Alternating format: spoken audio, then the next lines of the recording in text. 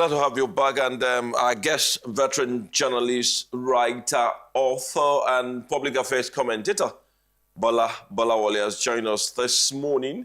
And we'll be taking a look at the abduction and rescue of the 44 in Ogbomoso. Glad to have you this morning, sir. It's been a pleasure to be here. Thank you. And we do know that congratulations are in order for the award of the national honors. Yes. That will soon be bestowed on you and a lot of other people. We thank God for that. Sir. Yeah, thank you very much. I appreciate it. Yes.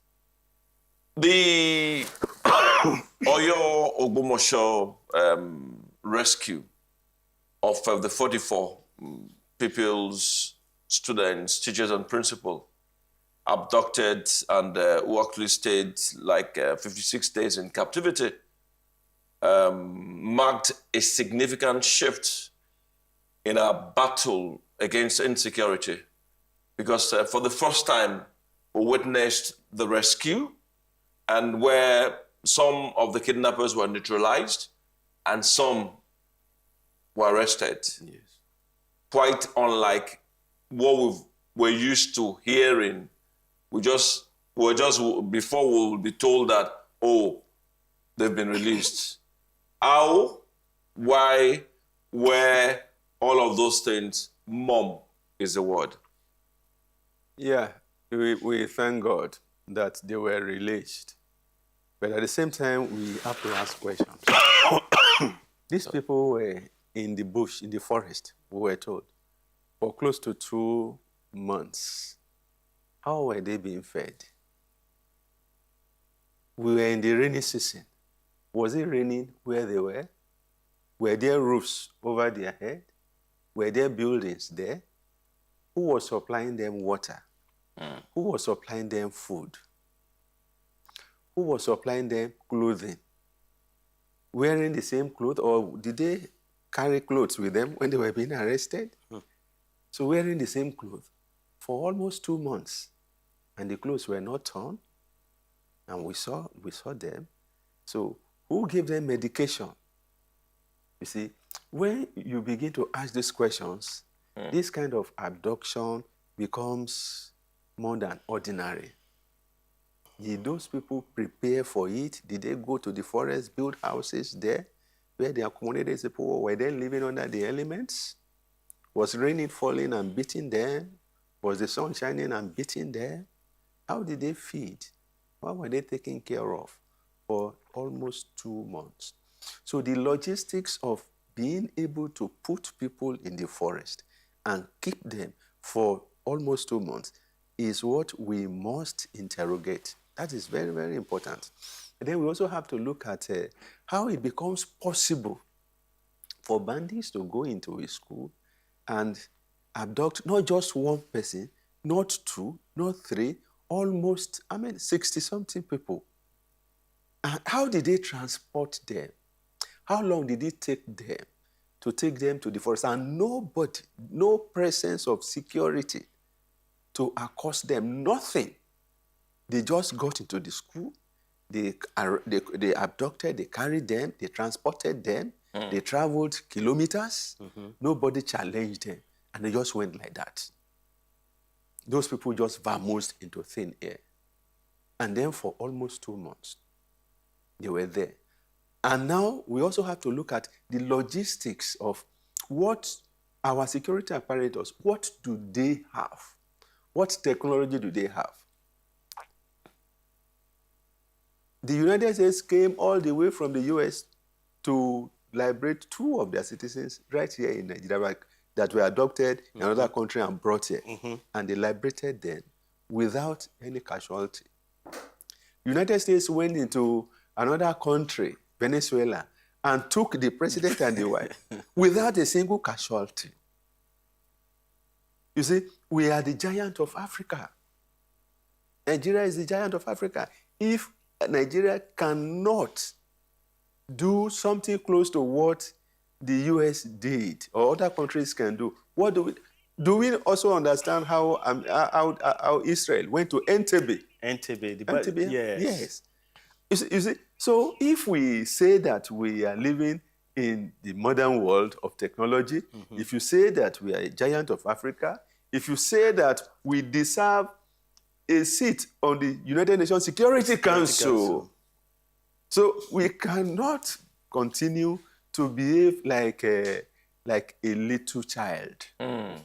So it is good that we had gotten the captives back. It is good that now it is not a question of, oh, we paid so X ransom, or everything is shrouded in secrecy. Like we have seen in the past. So maybe we are taking a step forward, but that long number of days in captivity is something that we have to interrogate. What were the reasons for that? So, why did it take us so long? Yes, we've had these concerns now. The other thing we saw the level of involvement of the entire security network. Yes. And one other concern we have expressed in the course of our conversations earlier is the fact that, is this even sustainable, given that we have such hotspots scattered around Nigeria? If we're to use this as a template going into the future, is this something that Nigeria can even afford to do?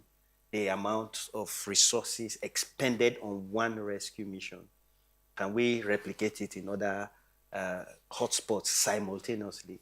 Especially when this has become a booming business. Yes. And not forgetting that there's a huge, loud silence in Borno State, because the same day, the same abduction happened in Borno, same day. Yes. You see, that is where it is said that prevention is better than cure. You see, to prevent the situation is better than to allow the situation to happen and you begin to grapple with it. You see, we have allowed this insecurity to fester for too long. We have decided, for whatever reasons, not to hold the bush by the horns when we should have done so. Our people have a proverb that when you have an iroko tree, you begin to trim it before it becomes so big that you can't even trim it again. We have allowed insurgency, insecurity to balloon into something that we can no longer handle before we begin to tackle it. And this is a problem with our elites. If you trace it, you will see that traditional rulers in the north supported Boko Haram. Governors, sitting governors, former governors supported Boko Haram, supported Fulani herdsmen, supported Fulani terrorists. At a point, Miyetti Allah was like an alternate government in this country during the presidency of Muhammadu Buhari. So all these things gave these people the leverage, gave them the ammunition, gave them the boldness, the effrontery, the audacity. You see, to begin to even say that the whole country belongs to just one ethnic group, and that Allah has given it to them, and you begin to wonder how this can, and nothing was done about them. They were allowed to go scot-free. It's only during this presidency now that we have seen that those kind of talk, they have simmered, that we are not hearing those kind of talk again. The kind of braggadocio of Miyetti Allah that we used to have them, we are no longer having it now. So it is important for us to look back and see where this problem started from, how we got to this sorry pass that we are in now, and begin to do something about it.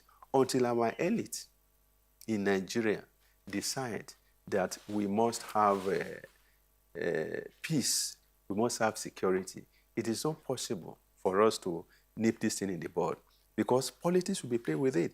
Even this rescue now, politics already been played with it. Yes. Politics have been introduced into it. So we have accusations and counter-accusations now. And before you know it now, the real issue of insecurity, what to be done. And like you have asked, how can we sustain this? How to sustain it? We'll be lost.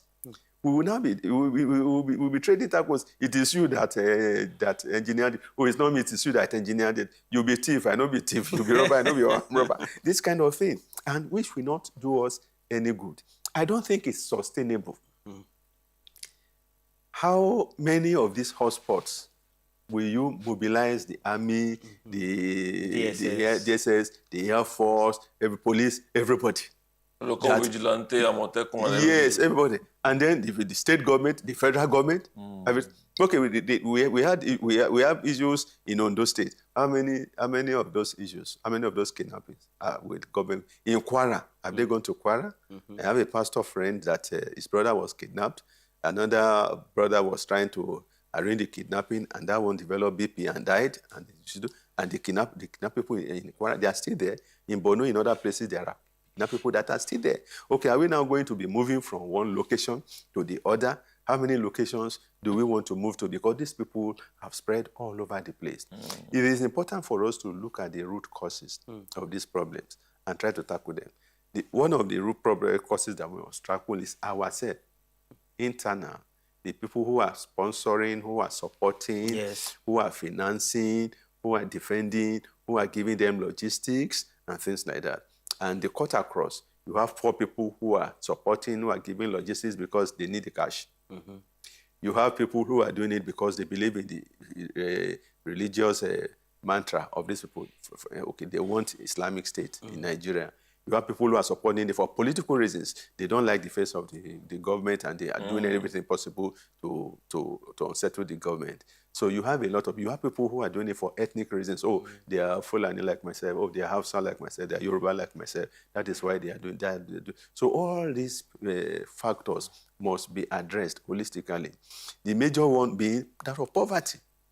Because the terrorists are able to recruit people from the millions of unemployed, the millions of illiterate, the millions of almajiri that we refuse to send to school, that we refuse to make life meaningful for. They are ready tools, ready army for these terrorists.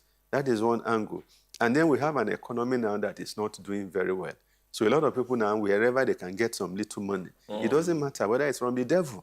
You see, if Jesus Christ or God will not give you food, and the devil provides in their own food, thinking. in their own thinking, they will go for it. A lot of people will tell you that what can we do? We have to feed those people who are running errands. The Okada people running errands for the terrorists is for them to survive. Knowing fully that they're terrorists. Yes, knowing fully that they're terrorists.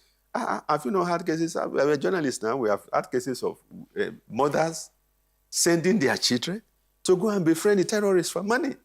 There was a story I read of a woman that was arranging guests for the terrorists, one of the states in the north. Then one day she realized, I'm arranging other people who said, I have 2 daughters, and they are just giving me, let my daughters also go and bring the money. And she also started, she told her daughters to join the gang of people who will go to the forest, spend 1 week with these terrorists, come with a lot of money. You see, it's poverty. If it's not poverty, nobody will do such a thing. And then we have the external angle. Yes. You have countries that devote a certain percentage of their national wealth to evangelism. What we call evangelism as Christians, which in their own case they call jihad or whatever they call it. So they fund all these terrorist groups. We call them terrorists. They call them jihadists, evangelists. Is it the same way you go out there and you preach your own gospel? It's the same way they feel that they are doing. They are preaching their own gospel. They are supporting these people. In times past, they used to support our Islamic preachers with money to build mosques, to build Islamic schools. You see them all over the place. That was what that money was being used for. But now that money is being used to fund all these radical groups. So something must be done. The last time that the president traveled to Turkey, people were saying, why did he go to Turkey? Why did he go to Turkey? I asked some questions, and somebody told me, don't you know that Turkey is one of the countries funding terrorism in Nigeria? So maybe one of the reasons why the president went there was to go and talk to them and convince them to stop funding terrorism in Nigeria. So it's important for us, for the government, also for the presidency, to link up and to open diplomatic channels with some of those countries that we know are sponsoring terrorism. We have to let them understand that it is not Islam that they are propagating. It is these people are sponsoring terrorists, and that they should stop. There are better ways of propagating Islam, which they used to do in the past. Talking about politicization of the abduction of the people in Ogbomoso. The presidency and governor of Oyo State have started exchanging words. His Excellency Governor Makinde says Nigerians deserve to know what exactly happened, the abduction and the rescue. So he wants the United Nations, as well as other investigative and accountability bodies, to probe this abduction. And the presidency is saying that, why?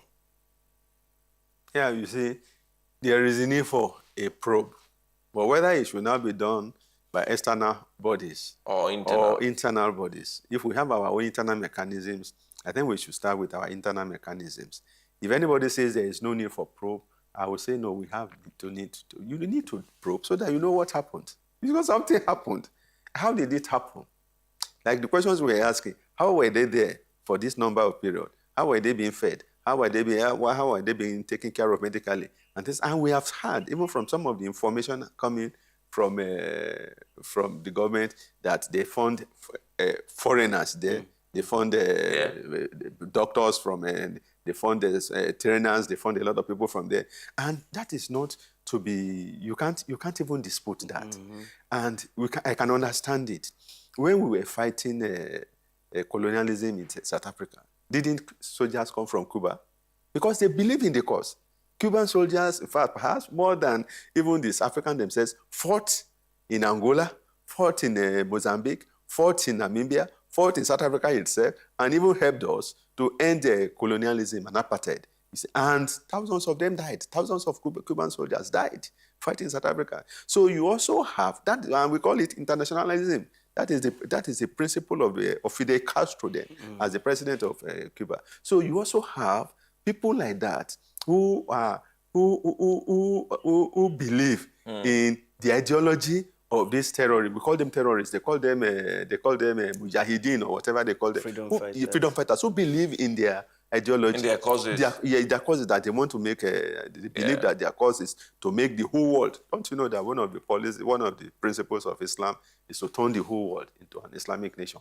The whole world, including in this country, including America, including the Britain, including everywhere. The whole not world. on our watch. You see, Definitely not on our watch. But it's like I am a member of RCCG.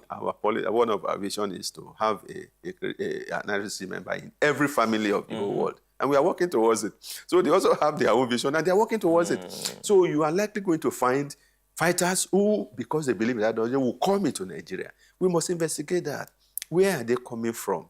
Are they coming as individuals? Are they being sponsored by any organization?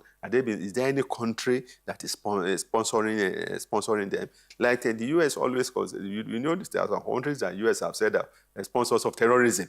Okay. I won't mention any name here now, but there are countries that they have labeled, or there are leaders they have labeled sponsors of terrorism. Yeah. Okay, are they involved in the problems that we have in this country? So there must be an investigation.